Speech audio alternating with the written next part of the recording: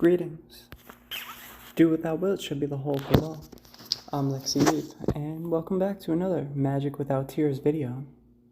Today we're going to be covering the lengthy intro letter H from the beginning of the text. Let's begin. So, quote, letter number H, November 10th and 11th, 11 p.m. to 2 a.m. Cara Sora, do what thou wilt should be the whole of the law. Yours of Esther Ean came to gladden me just when the whole evening lay blank before me. The one job is such a big job that I simply can't get down to it until I get help. How annoying. Still yours the game. Point 1. That verse, L144, for pure will unassuaged of purpose, delivered from the lust of result, is every way perfect, condenses the whole magical technique. It makes clear, when you have understood it, the secret of success in the great work. Of course, at first it appears a paradox. You must have an aim, and one aim only, yet on no account must you want to achieve it. End quote. Okay, so clearly Mackie asked the question, and it had to do something with true will. I wish that we had Mackie's letters to Crowley available, so we have to just kind of discern what she was asking. But we can analyze Crowley's response. Note quickly that this phrase is used for purifying one's ritual space with water or salt water or consecrated water, moon-blessed, sun-blessed water, etc. The verse itself, to be delivered from the lust of result, is to do your will, whatever that is in any given situation at any given moment, not because you are hoping to gain something, but because having understood yourself, your nature, you simply need to do that thing. Assuage means to satisfy a desire. Unassuaged, that means to have no desire to satiate. Doing for the sake of doing. When one operates in this fashion, they can never be hurt or let down. They have no unmet expectations. They are simply a force of will acting in motion. The outcome is null and irrelevant. Crowley says it perfectly at the end, and it is a paradox. You must have an aim, but being detached, you just do. There is then no desire, just a will. So this has many more layers, but even on the surface, think about the benefits to one's mental health if they are not let down every time something goes awry in their plans. Right? If you're just doing your will and you're not attached to the result, it doesn't necessarily matter what the outcome is because it's just another change in the endless change of nature. So you can't be let down when you don't have some desire, some outcome. You just do the thing that you need to do based on your nature, and whatever the result is, that's what it needs to be, and you could accept that more simply. To continue, quote, those chapters of the Book of Lies quoted in my last letter do throw some light onto this abyss of self-contradiction, and there is meaning much deeper than the contrast between the will with a capital W and desire, want, or velleity. The main point seems to be that in aspiring to power, one is limited by the true will. If you use force violating your own nature, either from a lack of understanding or from petulant whim, one is merely wasting energy. Things go back to normal as soon as the stress is removed. This is one small case of the big equation, free will equals necessity, parentheses, fate, destiny, or karma. It's all much the same idea, end parentheses. One is most rigidly bound to the causal chain that has dragged one to where one is, but it is one's own self that has forged the links, end quote. There's so much there. It's often said to newcomers to Thalim all the time, do what thou wilt is not do whatever you want.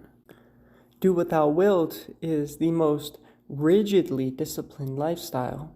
You must know yourself absolutely, and then use the self-knowledge to take the most effective action that leads to doing your true will. The true will being the thing which, based on your nature, you have incarnated to do. It is that thing in your life which you are not only best suited to accomplish, but it's the ultimate goal of your incarnation. Failure to do one's will is either because they have not figured out what that is or they refuse to do it. The latter most commonly because they are afraid. There's some type of fear. Crowley says petulance, like a child who will not eat the foods that give proper nutrients to their body because it's not sugary enough, or because their peers don't like broccoli and so they're afraid to try it. Whatever the case is, it's the same thing. It also says that the chain that has dragged one to where one is a result of one forging the links. That's karma. I said it in my last video on the portion about Rahu or Kuwait. It's like Rahu or Kuwait represents the will of the magician to act upon matter, to doing, right? Where you are right now is a direct result of your karma. People think that karma doesn't affect them, or isn't real, or that it'll catch up eventually, or that it's, going to come back and get you. No, you carry your karma with you. Where you are right at this very particular moment is a culmination of every single decision that you made up till this point. Your experiences have shaped your mind, your consciousness. They have placed you wherever you are at this particular moment. Your karma is not catching up to you. Your karma is with you here and now. And what you do in the here and now is going to affect your karma down the line. So if you feel like life is not being fair to you, or you're not getting your fair shot, well, you have the ability to change that. If you're wearing some type of bond of slavery, it's a result of your karma. You need to break free of that bond. Quote, "Please refrain from the obvious retort. Then, in the long run, you can't possibly go wrong, so it doesn't matter what you do." Well, this is perfectly true, of course. There is no single grain of dust that shall not attain to Buddhahood. With some such words did the debauched old reprobate seek to console himself when time began to take its revenge. But the answer is simple enough. You happen to be the kind of being that thinks it does matter what course you steer, or, still more haughtily, you enjoy the pleasure of sailing. End quote. As Crowley will speak about in the next paragraph, note liberal, delivered from the lust of result. So in my understanding, yes, the universe is constantly evolving. And as beings attain greater levels of consciousness, they become aware of both their source of creation and their destination via their evolution. But one can most certainly stunt their progress in any number of ways. The ego will always want to meddle in the affairs of the magician. Hence, the fifth power of the Sphinx corresponds with spirit, to go. So, while yes, everything is going to attain Buddhahood and ultimate enlightenment, that could be in the next 5 minutes if you put in the proper work, or that could be in 5 billion incarnations through various other forms of existence.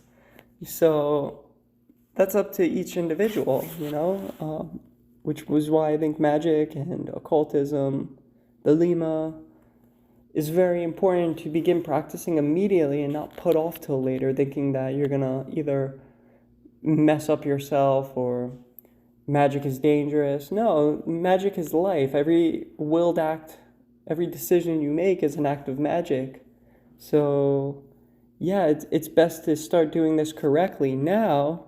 And if you start doing magic or you take initiation and things go haywire, it's because you were already predisposed for things to go haywire because there were incorrections, or there was something wrong in your character or in your past karma that needs to be worked out. So whatever goes wrong after you take an initiation was going to happen over the course of time anyway. So it's not like you did magic and all of a sudden you had a Kundalini experience and went crazy. No, you were going to experience everything from that given a lengthy enough amount of time. It may have sped it up a little bit and made it a little more refined and condensed in terms of how quick it happens. But it's better to just, it's like ripping off a bandage. You could sit there for 2 hours trying to, rip a bandage off, or you could just yank it off and just get it done with. It'll hurt for a second, and then you can move past. You can readjust. Your body's going to heal itself. It's not that bad. So I see this concept I'm talking about as much the same thing. Quote, "No, there is this factor in all success, self-confidence. If we analyze this, we find that it means that one is aware that all one's mental and physical faculties are working harmoniously. The deadliest and subtlest enemy of that feeling is anxiety about the result. The finest gauze of doubt is enough to dim one's vision, to throw the entire field out of focus. Hence, even to be aware that there is a result in prospect must militate against that serenity of spirit which is the essence of self-confidence. As you will know, all our automatic physiological functions are deranged. If one is aware of this, then is the difficulty to enjoy consciously while not disturbing the process involved. The obvious physical case is the sexual act. Perhaps its chief importance is just that it is a type of exceptional spiritual mental condition. See the third lecture on yoga for yellow bellies. There is a way of obtaining ecstasy from the most insignificant and physiological function. Observe that in transferring the whole consciousness to, say, one's little finger or big toe, is not trying to interfere with the normal exercise of its activities, but only to realize what is going on in the organism, the exquisite pleasure of a function in its normal activity. With a little imagination, one can conceive the analogical case of the universe itself, and, still less fettered by even the mildest limitation which material symbols necessarily, however little, suggest, quote, remember that all ye existence is pure joy, end quote. That's L2, chapter 2, verse 9, end quote. I recommend that one should have a thorough understanding of their nature, yet again I say this. Using that knowledge, one can ascertain certain goals which are aligned with their will. All that is then left to do is their will. Despite existing on this planet with any number of miserable, judgmental, and disorderly beings who will quicker judge and interfere rather than focus on and do what they should be doing, not to mention other forces that will attempt to derail the magician at every turn, once a magician knows their will, they must take up a detached state, free from the interference of their own thought, and simply do that which they need to do. Even in the event a young magician does not know their will, they should attempt to act likewise. They will either attain a result which indicates their life path, or they will mess up and have to clean up. In either event, if they are paying attention, they will learn something about their will, and after enough attempts, the state of self-confidence Crowley spoke of will manifest itself in their life. Inevitably, doing your will, the only thing which you are meant to be doing, will be realized to the most fulfilling, satisfying, and joyful experience one can have. Note that at the beginning of doing one's true will, it may be terrifying. It can be a vulnerable experience to be thoroughly oneself, unashamedly oneself. But if there's one thing that my teacher demonstrated, it's that there is greater strength in vulnerability of this sort than in anything else a magician can do. Quote, is it too bold to suggest that the gradual merging of all these ways into an interwoven unity may be taken as one mode of presentation of the accomplishment of the great work itself? End quote. Point 2 of this intro letter goes into astral travel. So I have a full-length video on this subject, and you can see the description below. I'm just going to make quick notes on a few practical points. So to quote, most people in my experience either cook up a hell broth of self-induced obstacles to success in astral traveling, or else shoot forth on the wings of romantic imagination and fool themselves for the rest of their lives in the manner of the village idiot, end quote. I think the first point goes for most aspects of magic. People overthink things. They create fears and obstacles in their mind based on no actual experience, but merely jumbled up ideas they've pieced together from multiple sources or past experiences, and thus create roadblocks for themselves. The solution is to simply proceed forward and disregard the circular stream of thoughts that badger you. For astral travel, just sit down and keep attempting it. If you don't have a teacher, I recommend you find a teacher that has discipline in all areas of magic and can actually convey ideas to you and demonstrate how to do things. Makes it easier. Or find friends who are willing to answer your questions and give pointers.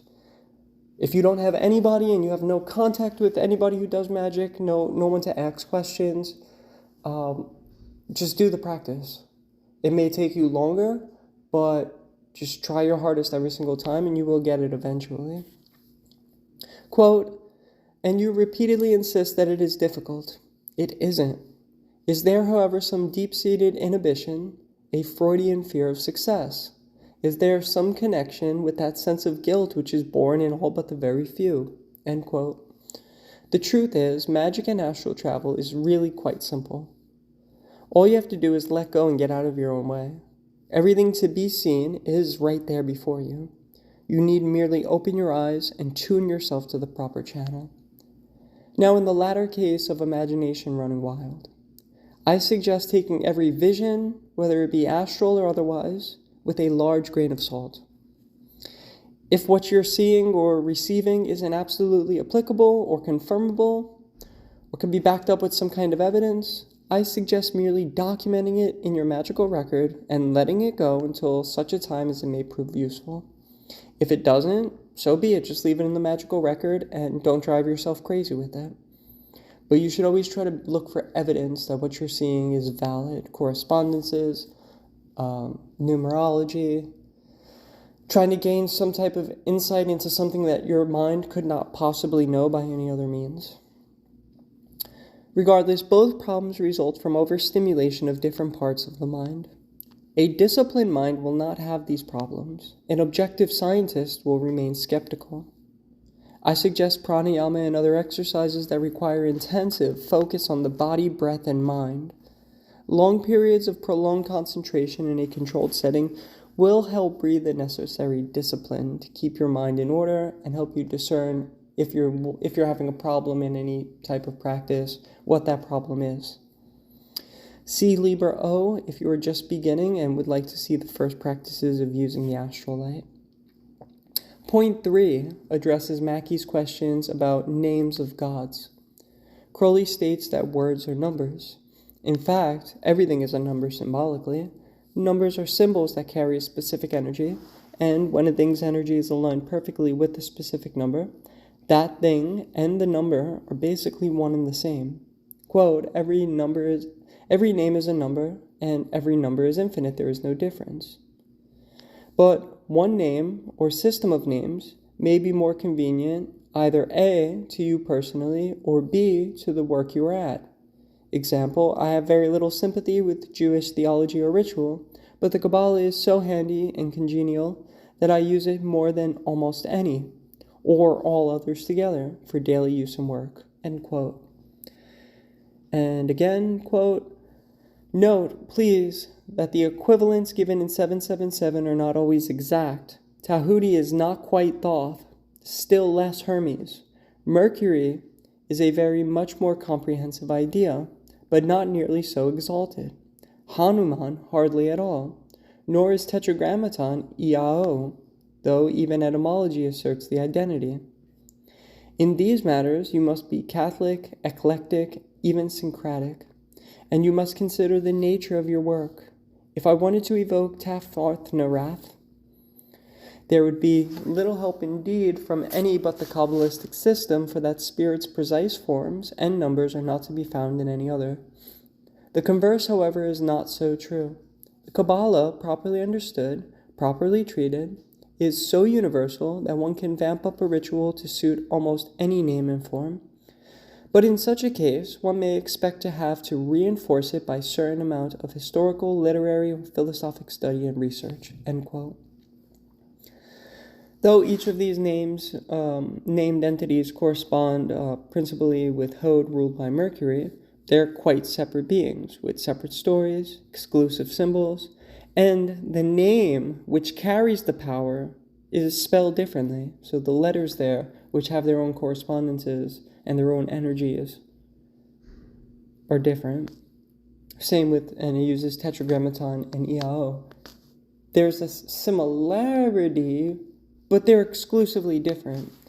While it's thought that Iao is just a Greek term for Yehovah, the Tetragrammaton, they're not even close to the same formulas. So you have to really look at the spelling when you're using Kabbalah, when you're doing magic.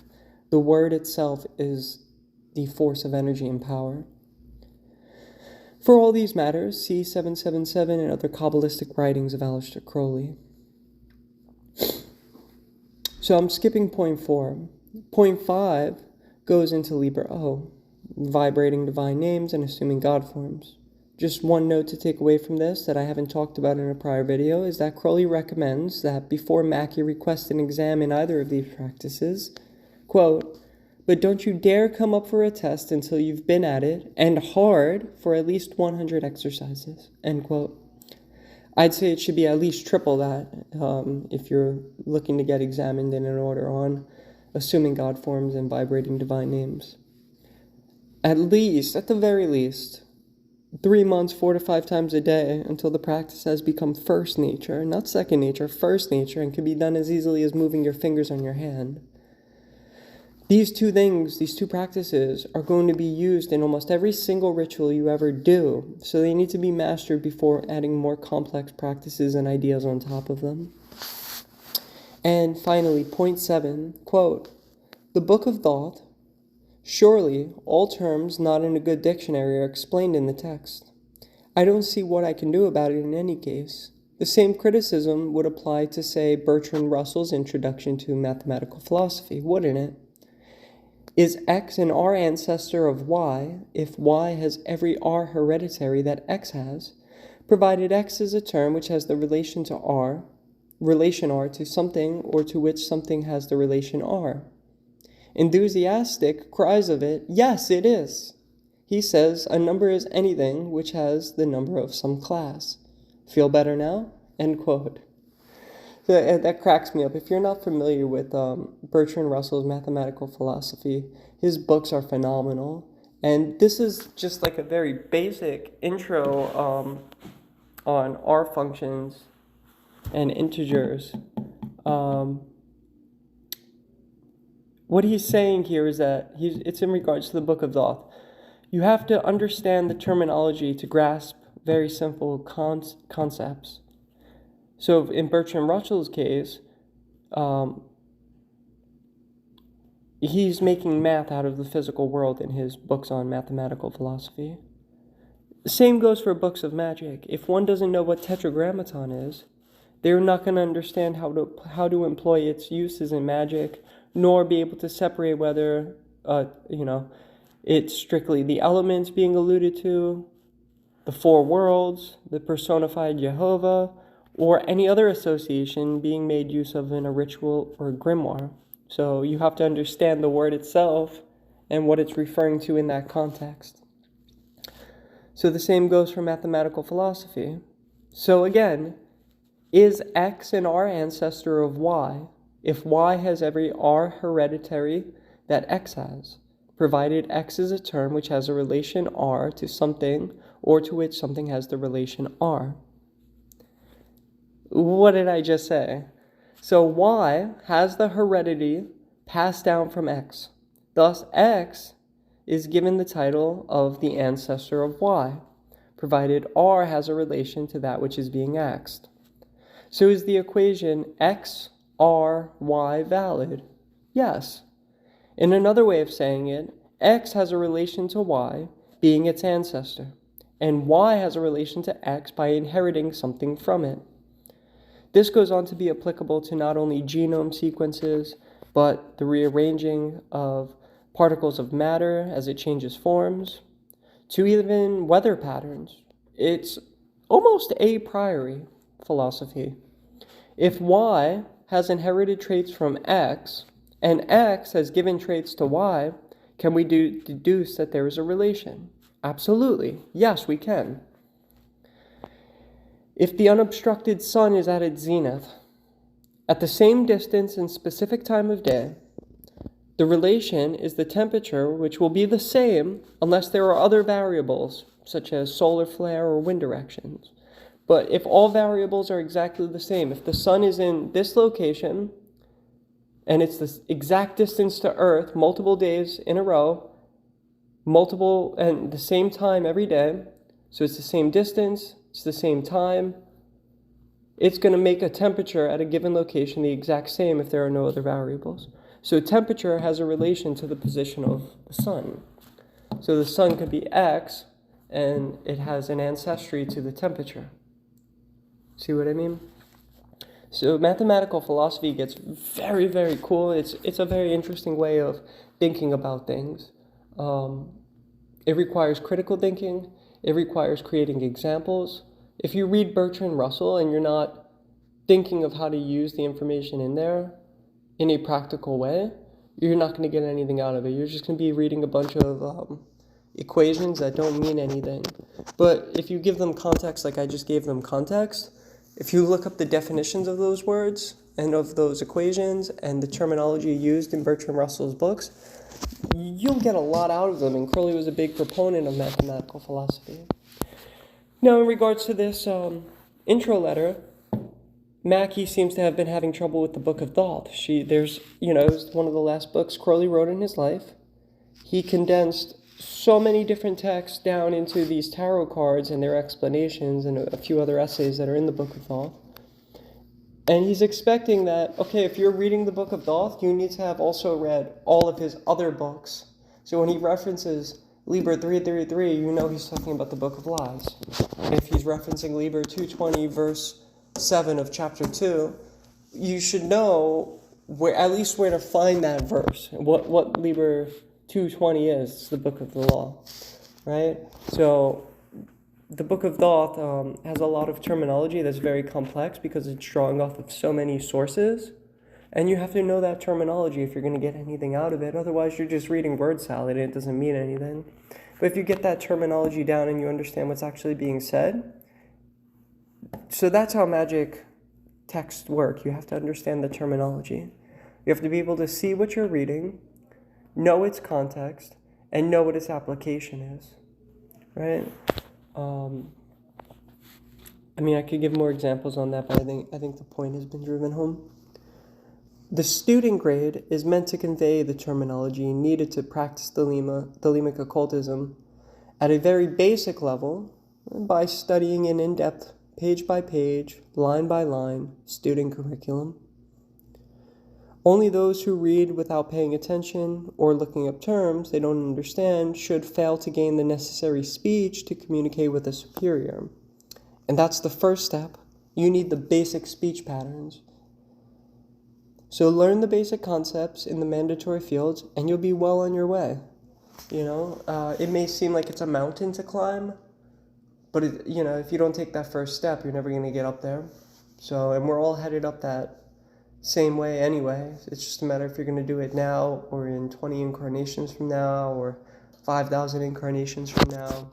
How much time do you want to waste before you actually step on that path and start walking it? Because you're already on it, but if you're not doing the work, you're just sitting on the path, and you have to get to the end of it. Love is the law, love under will. Note, letter I is the final letter in the intro section. It's extremely short with just, you can read it yourself. There's nothing that needs to be explained in it. So from here, I'll be going straight into the first chapter of Magick Without Tears in the very next video. Catch you there.